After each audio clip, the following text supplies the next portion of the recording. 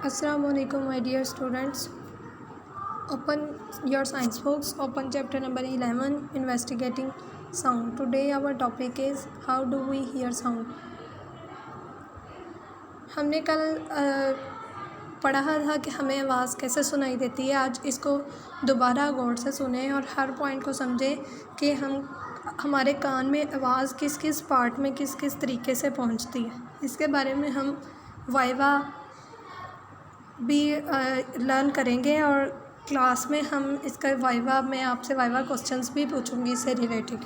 तो ये समझने से पहले कि हमें आवाज़ कैसे सुनाई देती है, हम देखते हैं कि हमारा जो कान है उसका स्ट्रक्चर किस तरह का है। आवाज़ हमें बॉडी के जिस पार्ट से सुनाई देती है वो हमारा कान है, जिसको हम इंग्लिश में ईयर बोलते हैं। कान के बेसिकली 3 पार्ट्स होते हैं और हर पार्ट के नेक्स्ट सब पार्ट्स भी होते हैं। सबसे पहला हिस्सा इसका होता है आउटर ईयर। आउटर ईयर में जो चीज़ कान का जो पोर्शन जिसको हम टच कर सकते हैं, जो सबसे बाहर वाला पोर्शन होता है, इसको हम कहते हैं पिन्ना।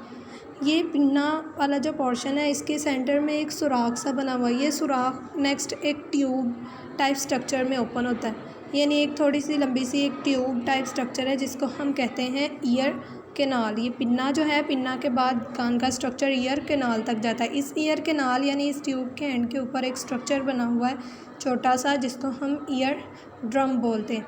ईयर ड्रम तक हमारा आउटर ईयर होता है। ये तीनों पार्ट्स जो हैं वो आउटर ईयर के तीनों पार्ट्स हैं। इसके बाद मिडल ईयर स्टार्ट हो जाता है। मिडल ईयर में 3 बोन्स होती हैं छोटी छोटी, और इनके स्ट्रक्चर की वजह से इनके इस तरह के नाम हैं। एक बोन का नाम हैमर, एक का नाम एनविल और एक का नाम स्टिरअप। साउंड वेव्स जो हैं वो पिन्ना के बाद इस ईयर केनाल के ज़रिए ईयर ड्रम के बाद इन स्मॉल बोन्स से टकराते हैं। इन स्मॉल बोन्स को हम मिडल ईयर के पार्ट्स कहते हैं, यानी ये तीनों बोन्स जो हैं वो मिडल ईयर के पार्ट्स हैं। उसके बाद स्टार्ट हो जाता है हमारा इनर ईयर। ये जो छोटी छोटी बोन्स हैं, ये इसके बाद एक स्ट्रक्चर आता है जो स्नेल की टाइप का होता है। ये जो स्ट्रक्चर बना हुआ है ये स्नेल की शेप का है। इस स्ट्रक्चर को हम कहते हैं कोक्लिया। इस स्ट्रक्चर को हम क्या बोलते हैं? कोक्लिया। इस स्ट्रक्चर के अंदर एक फ्लूइड फिल होता है और इस स्ट्रक्चर के अंदर छोटे छोटे हेयर्स मौजूद होते हैं। उसके बाद ये कोक्लिया जो है ये कनेक्टेड होता है एक नर्व के साथ, जो ब्रेन तक सिग्नल ले जाती है। उस नर्व का नाम है ऑडिटरी नर्व। तो अब हम देखते हैं कि साउंड वेव जो हैं वो हमें सुनाई किस तरह से देती हैं। सबसे पहले जब हम बोलते हैं तो मैंने आपको बताया था, हम जब बोलते हैं तो वहाँ से जो साउंड वेव्स निकलती हैं वो हमारे इर्द गिर्द मीडियम के अंदर डिस्टर्बेंस पैदा करती हैं। मीडियम क्या होता है? Any material thing. मीडियम क्या है? Any material thing. इस तरह हमारे इर्द गिर्द मीडियम क्या है? एयर।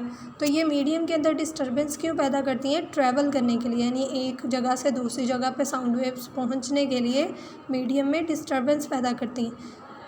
यही डिस्टर्बेंस जब हमारे कान के आउटर पार्ट तक पहुंचती है, आउटर पार्ट हमने अभी पढ़ा था जिसको हम टच कर सकते हैं, वो कौन सा है? पिन्ना।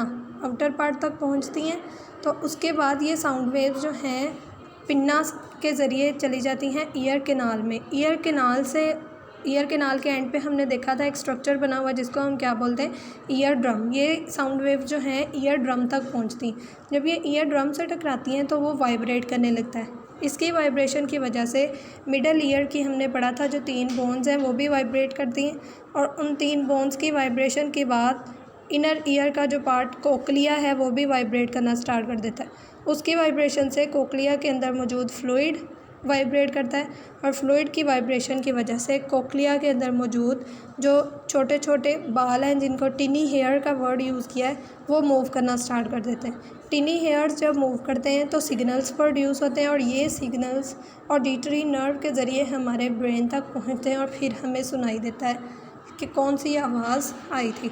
दोबारा से कान के स्ट्रक्चर को देखते हैं। ये आउटर पार्ट पिन्ना, यहाँ से साउंड वेव्स इस ईयर केनाल के अंदर गई और यहाँ से ईयर ड्रम के साथ टकराने के बाद मिडल ईयर की बोन्स के साथ टकराई। उसके बाद कोक्लिया के साथ टकराई। कोक्लिया का फ्लूइड वाइब्रेट किया और उसके हेयर्स मूव किए।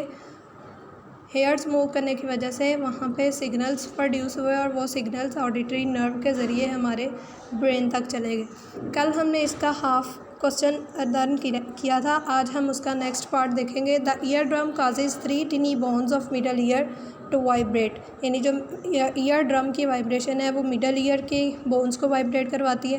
These vibrations reach into the cochlea in the inner ear, the cochlea is filled with the liquid.